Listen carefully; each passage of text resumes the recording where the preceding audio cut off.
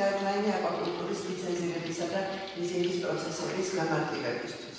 საქართველოს თევზმომშენებელთა ასოციაციამ აკვაკულტურის ზოგადი აღწერისა და ფერმერთა გაძლიერების პირველადი შედეგების სექტორის წარმომადგენლებს გააცნო. კვლევის მთავარ მიგნებებზე დაყრდნობით შეხვედრაზე დარგის ქართველმა და უცხოელმა სპეციალისტებმა ფერმერებთან ერთად იმსჯელეს გამოწვევებსა და შესაძლებლობებზე, რაც დღეს აკვაკულტურაშია სახეზე.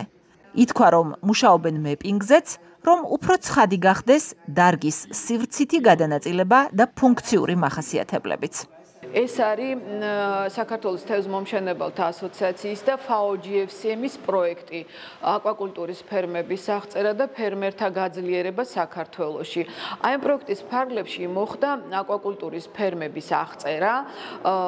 პრინციპში დღესაც მიმდინარეობს, ჯერ არ დაგვისრულებია, ამჯერადაც მიმდინარეობს და როცა ჩვენ გვექნება SWOT ანალიზი, რომელიც გამოკვეთს აკვაკულტურის დარგის გამოწვევებს, წარმატებებს, შესაძლებლობებს და ასე შემდეგ, ვფიქრობთ, რომ GFCM-თან, FAO-GFCM-თან ჩვენ გვექნება ისე ურთიერთობა სხვადასხვა პროექტების გაგრძელების თვალსაზრისით.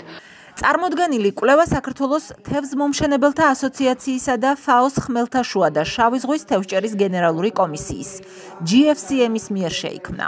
უცხოელი სპეციალისტები საერთაშორისო პრაქტიკაზე დაყრდნობით ამბობენ, რომ კვლევით მიღებული მონაცემების ანალიზი აკვაკულტურის მართვის ზონების ეფექტიან დაგეგმვაში, საინვესტიციო პოტენციალის შეფასებასა და პასუხისმგებლიანი პოლიტიკის ჩამოყალიბებაში დაეხმარება. ჩვენი დღევანდელი შეხვედრის მიზანია გავუზიაროთ ფერმერთა ასოციაციას FAO-GFCM-ის გაიდლაინები მდგრადი აკვაკულტურისთვის. როგორ უზრუნველყოთ აკვაკულტურის სექტორის მდგრადი განვითარება?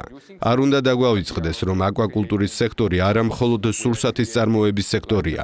ეს არის მნიშვნელოვანი მოთამაშე ქმნის პროდუქტს და ამასთან ქმნის სამუშაო ადგილებს, აუმჯობესებს შემოსავალს და ცხოვრების დონეს.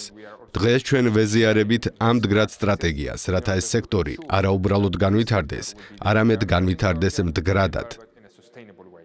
ასოციაციის მნიშვნელობასა და შეხვედრის საჭიროებაზე კერძო სექტორის წარმომადგენლებსაც გავისაუბრეთ. წარმოებლების სპეციალისტების ნაკლებობას მთავარ გამოწვევად ასახელებენ და ყველაზე უფრო თევზმომშენებლებს. თევზის წარმოების სპეციფიკის გათვალისწინებით ფერმერულ მენეჯმენტში უჭირთ. ბიზნესი რენტაბელური რო იყოს რა, უნდა კონდეს აი ეს პროგნოზირებადი ზრდა, ხო? და ეს ამისთვის მნიშვნელოვანია სწორი კვება, სწორი წყალი, ტემპერატურის კონტროლი, pH-ი, ასე შემდეგ რა. ძალიან რთული არის პირველ რიგში პროფესიონალების მოძიება, იხტიოლოგის და თქვათ რაღაც პრობლემები რო ექნება, ახლა ცოცხალი არსება რო არის თევზი. ძალიან რთული არის, რომ აი გამონახო თქვათ გამოსავალი რაღაც დაავადებებზე, ბაქტერიებზე, ასე შემდეგ და მით უმეტეს აი სწორი სტრატეგია თქვათ კვების, გათვლა ფინანსური. თევზმომშენებელთა ასოციაცია 250 ფერმერს აერთიანებს, მათ შორის რამდენიმე კოოპერატივს ქალთა ლიდერობითაც. ასოციაციაში გაწევრიანებულია თევზის საკვების დამამზადებელი საწარმოც.